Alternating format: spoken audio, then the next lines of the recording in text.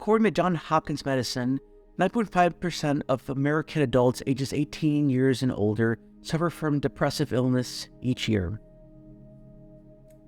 And I'm one of them. I was diagnosed with depression at 18 years old, and since then I've had countless moments of loss of motivation, mornings when I couldn't get out of bed any earlier than 11 a.m., and moments where the depression was so bad it even landed me in an intensive outpatient program.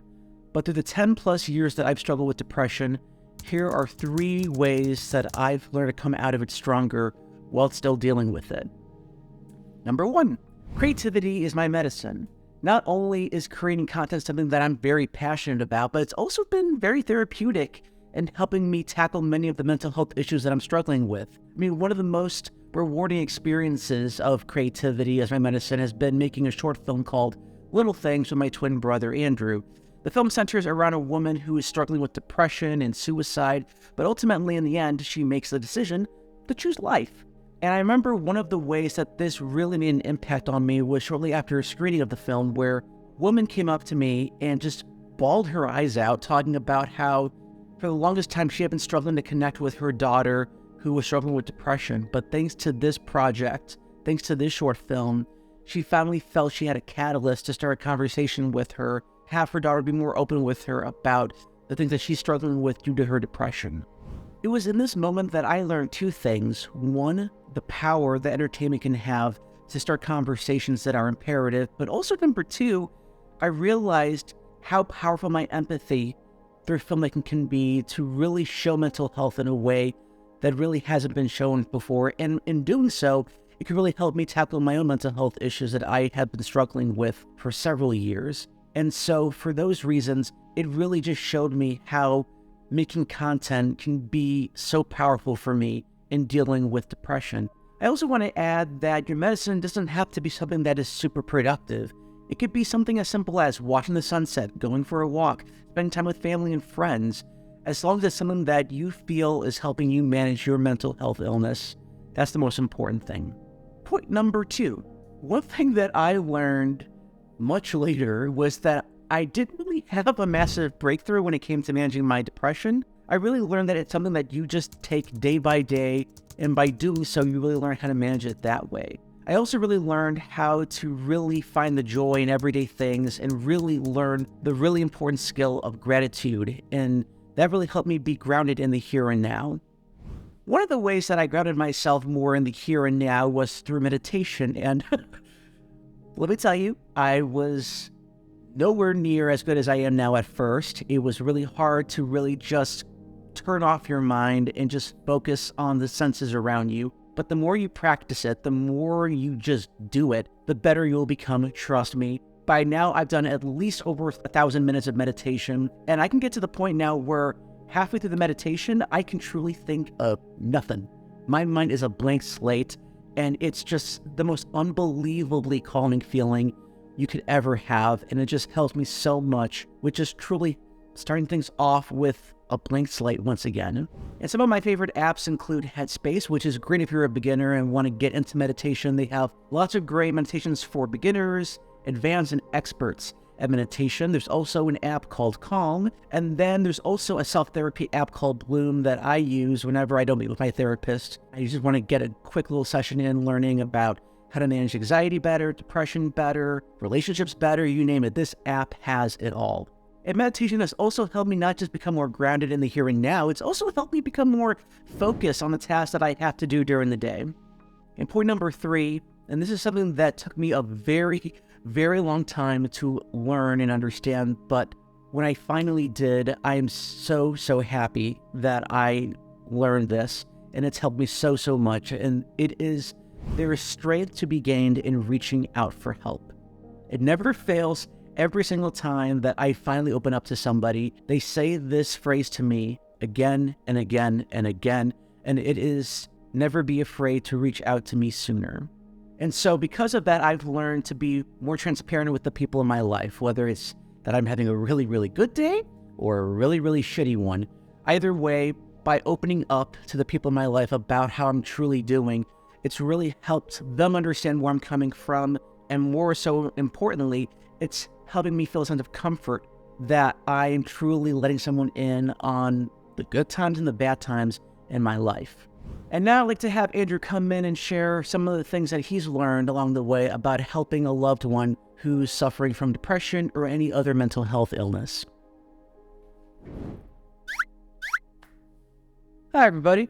Thanks, Adrian, for letting me come on to your video to talk for a little bit. Here are 3 things that people whose loved one is depressed need to hear. First, you have limits and boundaries too. You're of course, always going to want to help the person who's depressed and having a tough day, but also understand that you have limits and boundaries as well. There are days where I want to help Adrian, but I just don't have the capacity to. I'm having a bad day, or something at work has happened, something in my life has happened, and it affects my ability to be able to support Adrian. And that's okay. That doesn't make me a bad person for not being able to help him, because I'm a human being as well, and we all have our own needs that we need to look out for. Second point, reacting with empathy can be the difference between having an argument and a conversation that someone really needed to have today. It is, of course, the easiest thing when you're called an insult or when someone reacts sharply to react with a knee-jerk reaction and to take it personally. But I've learned through helping Adrian with his depression and seeing Adrian deal with his depression that sometimes you just need to react with empathy. You need to think, okay, what might this person be going through today that I don't know? Did they wake up with anxiety? Is there just irritability being caused by depression that's causing them to act a certain way? I have found countless times that I'm able to react with empathy to whenever Adrian's reacting a certain way. Oftentimes, I'll discover that something happened early in the day that I didn't know about. And that is what allows the conversation to become constructive and actually have a really, really good outcome instead of just it becoming this gigantic argument that never needed to happen in the first place. And the third point is know that your support means the world to them, even if it doesn't always feel that way. I know that in the 10 years that Adrian's been dealing with depression, sometimes that appreciation comes in bits and pieces, but I've learned that just because he doesn't always say that he appreciates my support, it doesn't mean that appreciation isn't there. It's just on some days, they feel like they have this 10-pound weight on their heads, which makes it a lot harder to express things, whether it's how they're feeling or their appreciation for you being there. So even though it doesn't always feel that way, that you're being appreciated for being there, for giving support and helping them through whatever they're dealing with, know that it is absolutely appreciated and it goes a long way for them. And now I'll turn it back over to Adrian. So I want to end this video by saying one thing. Nope, I'm not cured of my depression. I still deal with it every now and then, and when it comes along, boy does it suck. It feels like you're in a hole that you will never get out of, but as long as you take things one day at a time, find a medicine that works for you, and you reach out for help if and when you need it, you will find that ladder that will help you get out of that hole and get back to where you were before. And I just want to say thank you so much to an incredible group of support that I've had over the several years I've been struggling with depression. My parents, my older brother, my friends, but most importantly, I want to thank my twin brother, Andrew.